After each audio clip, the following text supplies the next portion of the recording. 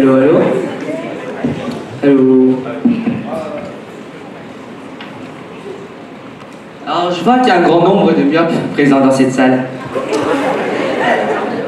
À vous qui portez des lunettes, à vous qu'on nomme sacré binoclard, à vous qu'on désigne à l'école pour résoudre un exercice, à vous, ceux qui sont immunisés aux gouttes de pluie, à vous, ceux qui peuvent usurper l'identité en enlevant vos lunettes, à vous qui avez cessé de d'être répété, tu as des lunettes car tu regardes trop les écrans. Mesdames et messieurs, vous l'avez bien compris. La question d'aujourd'hui n'est pas pain au chocolat ou chocolatier. Elle est de savoir si les écrans représentent réellement un danger.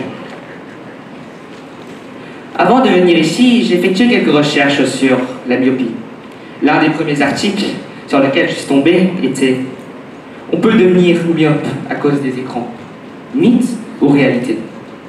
Puis, je suis tombé sur un reportage où la journaliste, avec sa voix monotone, m'a dit « Chaque jour, nous passons en moyenne 4,6 heures devant les écrans. » Bon, d'accord, madame, j'ai éteint l'ordinateur, afin de préserver mes yeux. Et seulement 5 minutes après, j'ai eu la petite voix dans ma tête qui me dit « Ce n'est pas grave, c'est pour la bonne cause.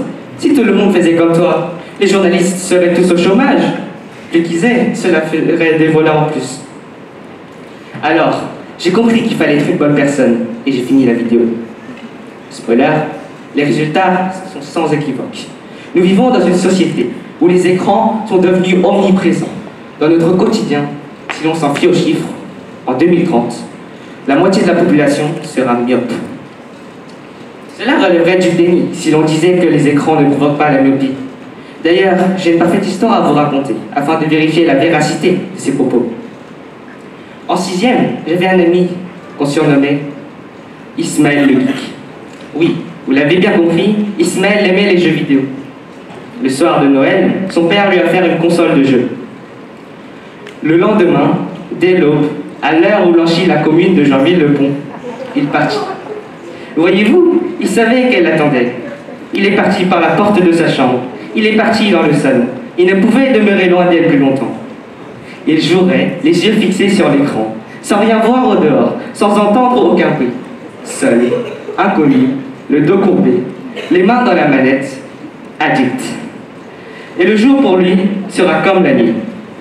Il ne regardera ni l'heure du soir qui tombe, ni les voiles au loin descendant vers Paris. Et quand il arrivera, il mettra sur sa console un disque de jeu et un petit paquet d'Haribo. Ce que je veux dire par là, c'est qu'Ismaël était totalement dépendant des jeux vidéo. Il passait ses nuits devant les écrans, et le lendemain, lorsqu'il arrivait à l'école, il n'avait pas révisé, et je voyais à travers ses yeux qu'il avait la tête dans les nuages. C'est ainsi qu'Ismaël est devenu myope. Je suis sûr que certains présents ici peuvent s'identifier à cette histoire. J'ai également entendu des bruits de fond, comme quoi certaines personnes qui joueraient à LOL présents ici dans cette salle ne prenaient pas de douche. Je ne commenterai pas sur cela, mais sachez que vous avez de la chance de vivre en France ou au Vietnam, car au Japon, il existe des sanctions pour agression olfactive. Vous allez me dire, cher jeune homme, n'étais-tu pas égaré par hasard de ton sujet? Pourquoi est-ce qu'il parle de l'hygiène des Japonais? Pour les plus vifs, vous avez vu venir l'idée que je voulais vous dire. Si on supprimait juste les écrans, et si on sympathisait avec les conservateurs, et si on pactait avec la droite, et si le monde était mieux avant, car oui, où est le problème de cela si le premier mot qui nous vient à l'esprit lorsque l'on parle d'écran est le mot danger? Bah oui, sans les écrans il n'y aurait pas de problème, sans les écrans il n'y aurait pas de myopie, sans les écrans il n'y aurait même pas eu ce sujet. À vrai dire, aujourd'hui, devant vous, ce fut dans un soupçon d'arrogance que je vous ai menti. Ce que je venais de vous dire n'était guère mon opinion. C'était celle que nous rabâchaient sans cesse les médias. Eux critiquent les écrans. Eux assurent que les écrans ne sont que maladie, ne sont que myopie, ne sont qu'anorexie, ne sont qu'apathie, ne sont que pornographie. Mais dans tous les mots qui finissent en « i », je trouve que eux incarnent l'hypocrisie. Oui, l'hypocrisie de poignarder les écrans, mais de se faire de l'argent dans le dos. Oui, l'hypocrisie de rejeter la faute sur les autres. Oui, l'hypocrisie d'avoir créé les écrans et d'en dire du mal. L'hypocrisie de dire du mal pour les vues et d'enfuir le bien sous l'iceberg.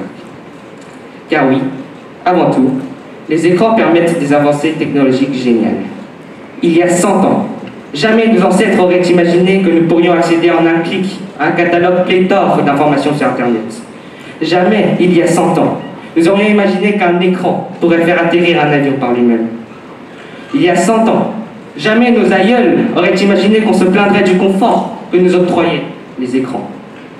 De nos jours, le seul problème est le désir de devenir parfait. Tu veux te cultiver sur les écrans, tu veux te divertir sur les écrans, mais ne te plains pas si tu deviens myope ou addict. Moi, je suis allé en finale. J'ai arrêté de me plaindre de mon sujet. Faisons de même. Et arrêtons de dire que les écrans sont le danger, car c'est la manière dont on l'utilise qui peut être la source. Arrêtons de tout rejeter la faute aux autres. Seule la source du mal provient de l'homme lui-même. Comme Voltaire l'a dit, l'homme est la cause de son propre malheur. Merci.